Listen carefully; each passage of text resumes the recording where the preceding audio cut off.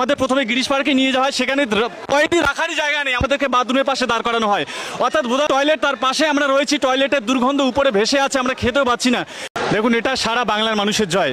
সারা বাংলার মানুষের ক্ষিপ্ততা দেখে মমতা ভয় পেয়ে গেছে। তারা ভেবে গেছে যে এখানে শুধু একটা সংগঠন আছে, এখানে পুরো সারা বাংলার যত সংগঠন আছে, সামাজিক সংগঠন, অরাজনৈতিক, রাজনৈতিক, সবাই কিন্তু সম্মিলিতভাবে আওয়াজ তুলেছে। কারণ বর্তমান যে পরিস্থিতি, যে পরিযায়ী শ্রমিকদের উপর অত্যাচার, নির্বিচারে অত্যাচার চলছে এবং রাজ্য সরকার শুধুমাত্র একটা মানে ভাওতাবাজির একটা টাকার অনুদানের ঘোষণা করছে, তাতে কিন্তু মানুষ রাজি নয়, মানুষ খুশি নয়। পুলিশ কি কোনো রকম অত্যাচার করেছে জেলের ভিতরে? জেলের ভিতর অত্যাচার, দেখুন সর্বপ্রথম অত্যাচার তো এটাই যে আপনাদের একটা শান্তিপূর্ণ অবস্থানকে এরকম ছত্রভঙ্গ করা এবং একের পরে একইভাবে প্রিজন ভ্যানে তোলা, এবং যে জেলে রাখা হয়েছে সেই জেল অবস্থা আমরা গিয়ে দেখি আমাদের হচ্ছে যে পশ্চিমবঙ্গে কয়েদিদের, আসামিদের, প্রকৃত যারা আসামি অপরাধী তাদের রাখার মতো পুলিশের সেল নেই।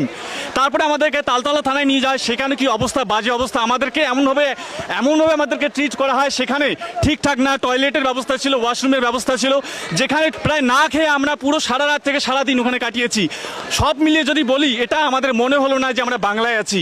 আমাদের পুলিশ আপনাদেরকে অ্যারেস্ট করলো, তারপরে আজকে আপনারা জামিন পেলেন সকলে মিলে, এবং নওশাদ সিদ্দিকী তিনিও জামিন পেলেন, কতটা আনন্দ হচ্ছে?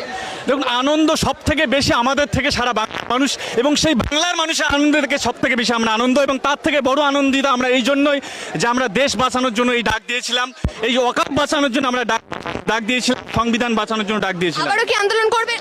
অবশ্যই আমাদের নেতৃত্ব যারা আছে, অলরেডি আমাদের একটা আলোচনা হয়েছে, আলোচনা হয়, আমাদের নেতৃত্ব জানাবেন আগামী আমাদের পদক্ষেপ কিভাবে হতে চলেছে। কারণ আমরা দেখছি যে আজকে আর কি কর্মসূচি রয়েছে?